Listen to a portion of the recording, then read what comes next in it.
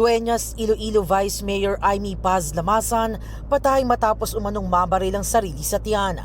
Nangyari raw ito habang nag-aayos ng gamit si Dueñas at itatago sana ang isang 9mm pistol.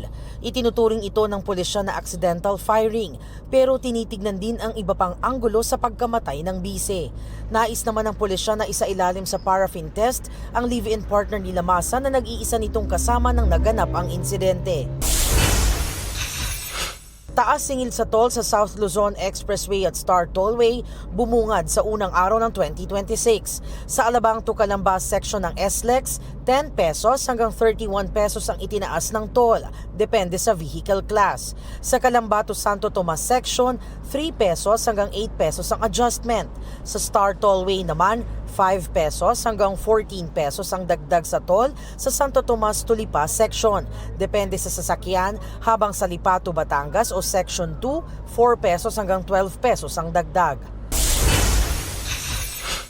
Mga kumpanyang Petron at Solen may taas presyo sa LPG.